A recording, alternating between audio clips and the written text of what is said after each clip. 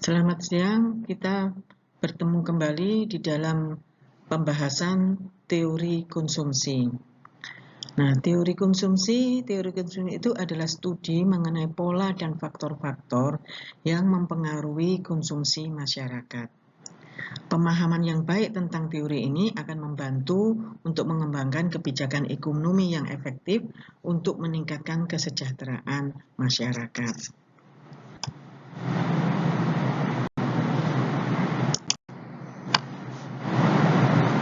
Kita mulai dari pengertiannya. Apa itu teori konsumsi? Teori konsumsi adalah teori yang mempelajari tentang perilaku konsumen dalam mengalokasikan pendapatannya untuk berbagai jenis barang dan jasa.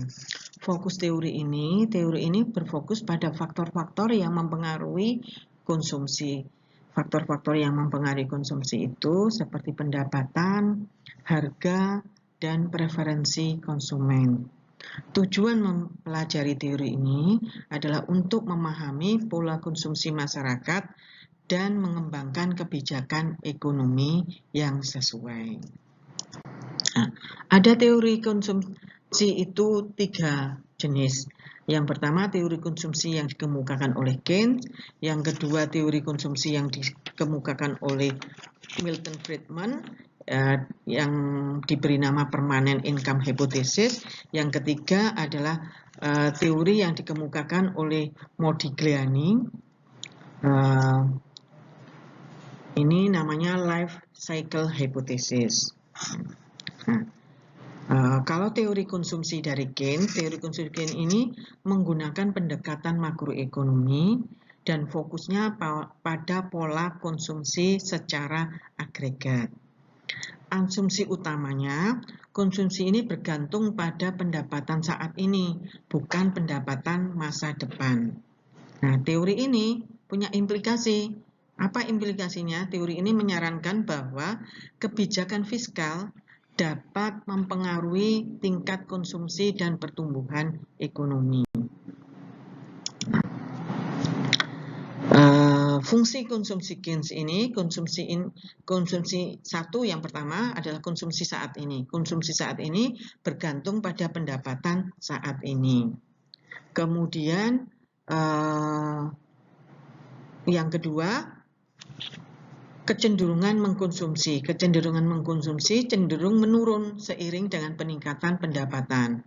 Jadi kalau pendapatannya itu meningkat, bukan konsumsinya juga bukan akan meningkat, tetapi cenderung menurun.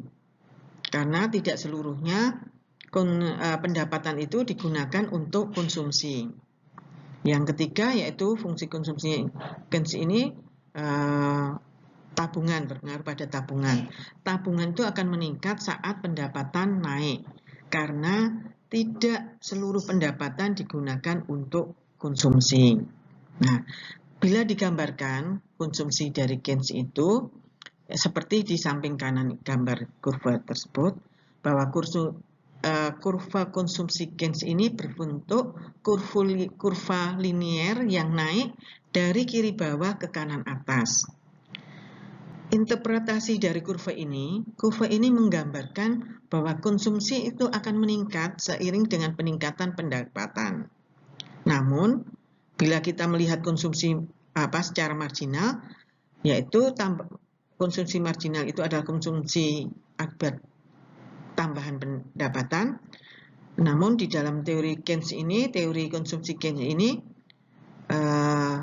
bila konsumsi marginalnya meningkat, itu malah cenderung untuk menurun. Itu dari Keynes. Nah, apa faktor-faktor yang mempengaruhi konsumsi ini?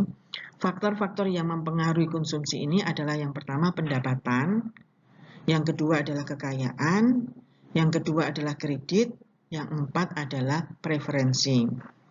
Pendapatan, bahwa tingkat pendapatan menjadi faktor utama yang mempengaruhi tingkat konsumsi. Sedangkan kekayaan yang dimiliki konsumen atau dimiliki oleh individu juga turut menentukan tingkat konsumsinya.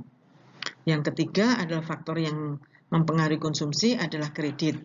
Kredit ini ada bila terjadi ada kemudahan akses kredit, itu dapat mendorong konsumsi masyarakat.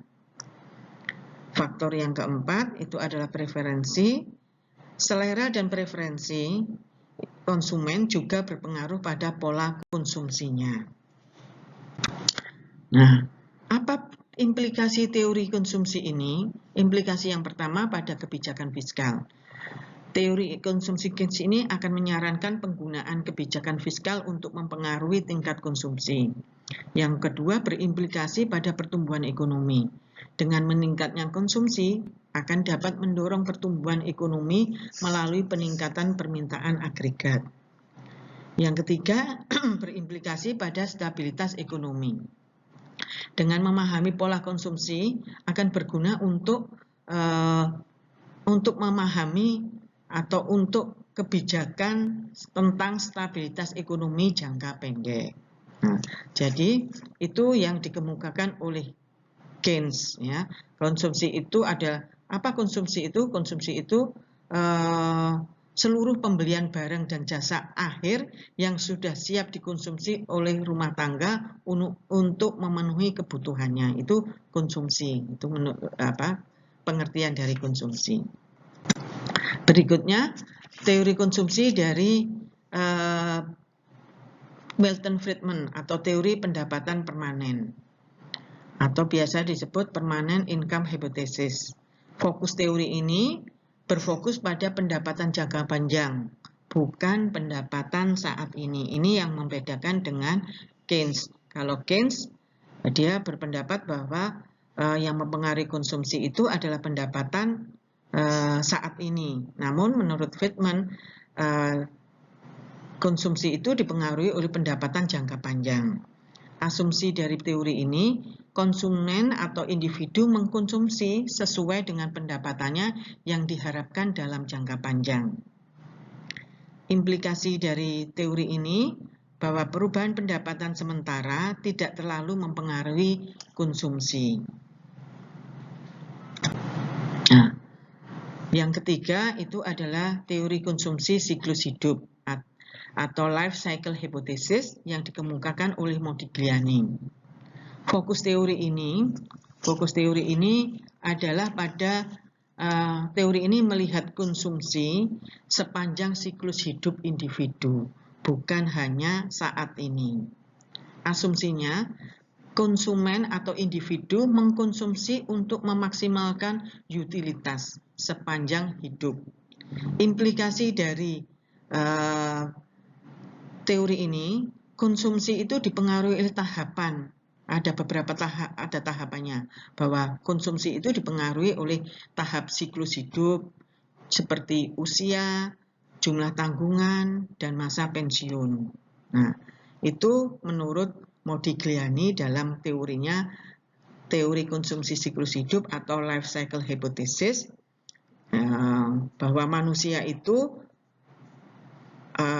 teori konsumsi dari siklus hidup ini bahwa manusia itu berkaitan dengan pola konsumsi manusia itu berkaitan dengan periode hidupnya. Manusia itu harus merencanakan alokasi pendapatan disposibelnya karena ada saatnya manusia itu harus berhutang atau mendapat tunjangan, ada saatnya harus menabung sebanyak-banyaknya, dan akhirnya manusia itu harus hidup dengan menggunakan uang tabungannya. Itu seperti digambarkan oleh Modigliani di kurva di samping kanan itu, bahwa mulai dari naik dari kiri ke atas, kemudian di puncaknya kemudian dia turun. Itu yang digambarkan oleh teori konsumsi siklus hidup. Nah, kita kembali bahwa ada 3 siklus teori konsumsi, ya. Tadi teori Keynes, teori dari Friedman, dan teori siklus hidup dari Modigliani. Nah, itu saja mungkin yang bisa kita bahas tentang teori konsumsi. Semoga teori ini atau pemahaman ini berguna bagi diri kita, terutama bagi pemahaman kita terhadap konsumsi. Nah, itu saja Dari saya, terima kasih. Akhir kata saya ucapkan wassalamualaikum warahmatullahi wabarakatuh.